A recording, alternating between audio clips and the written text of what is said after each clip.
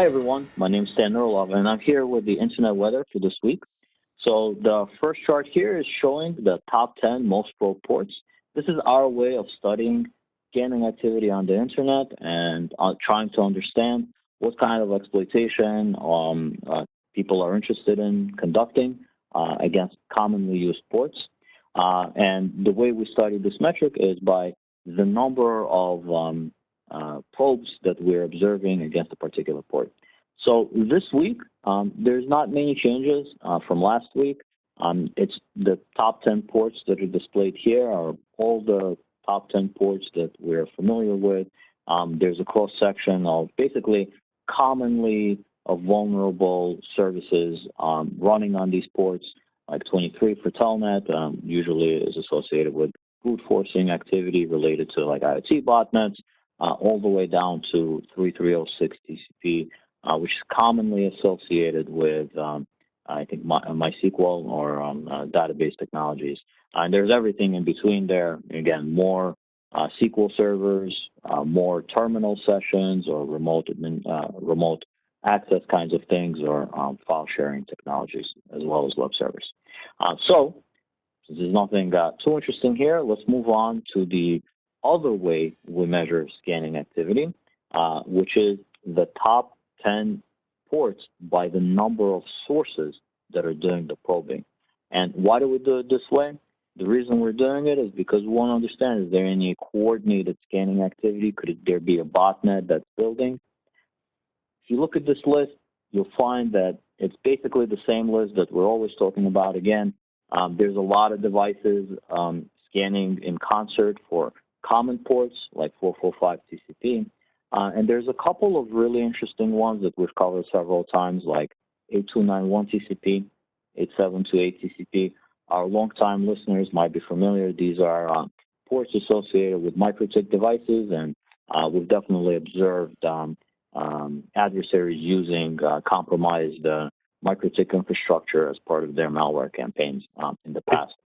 But you'd hope somebody was patching, but I guess they're still not patching if they're still scanning for them, right? Yes, this definitely seems to bear fruit a lot for the adversaries, as we found, and I think even some major botnets were using some of these devices that are poorly protected, unfortunately.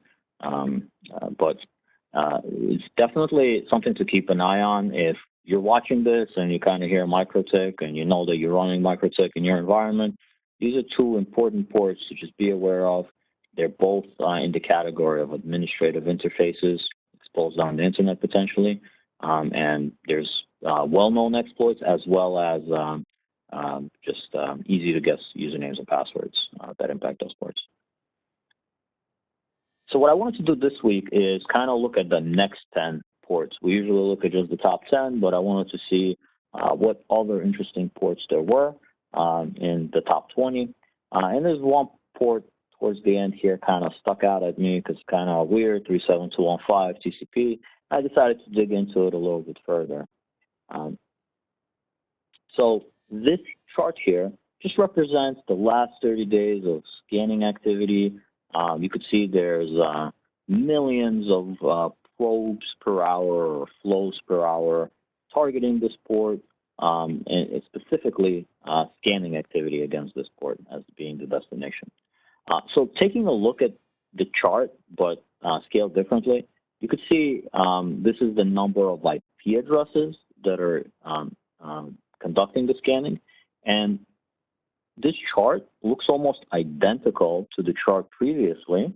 It follows the same peaks and kind of values as the previous chart, which usually indicates that there is some sort of like botnet-like activity that's responsible for the scanning, and as more devices maybe join the botnet or participate in the scanning, so does the scanning activity in general go up, and it's probably attributed to this coordinated scanning. Now, the question is this, it's not a huge bot, there's only 100 devices or so per hour, doesn't seem like a huge threat, but what is it? What is this port? What does it do? So decided to take a look at the honeypot, and in the honeypot, by looking at the messages that we're receiving, we could tell that there's a variety of sources targeting this port. And this is a well-studied port and actually a well-studied problem. It has to do with CVE targeting from 2017, targeting I think Huawei devices, either a DVR or maybe some sort of like a router. And it's very similar to the MikroTik issue, except in this case, it's just a different way to do the exploit. And if you look at the honeypot data, you'll see that there's telemetry available on where the adversaries are hosting their infrastructure, and these are actually well-known, well-studied threats.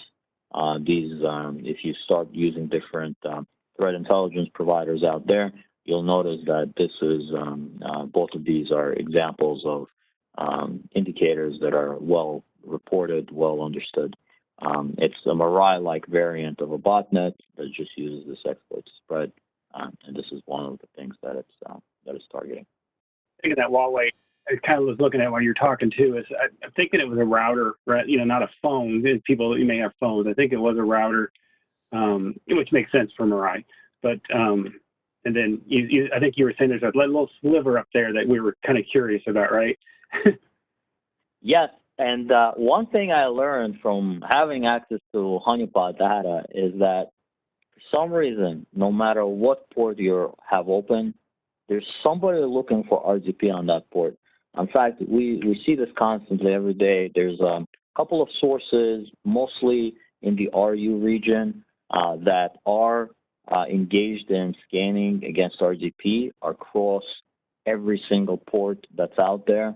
So usually when I look at a honeypot data, there'll be the protocol it's supposed to have, and there'll be a little bit of unknown things we still have to explore, and there'll be a lot of, or at least a little bit of this RDP scanning out there.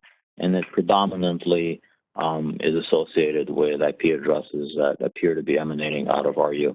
And for me, what that means is you're not protected. If you are running RDP, don't rely on switching up the port number as a way to protect your instance, because it's clear that there are researchers or adversaries out there who are looking for this. So as much as possible, you really should not have RDP running out there because it's just a matter of brute forcing your username and password combination. There's also a lot of things that your computer gives up as part of it being having RDP open, and in terms of what domain it's on, or what's the computer name, or what the organization is, and the adversaries are actually able to capitalize on that in ways that you might not expect.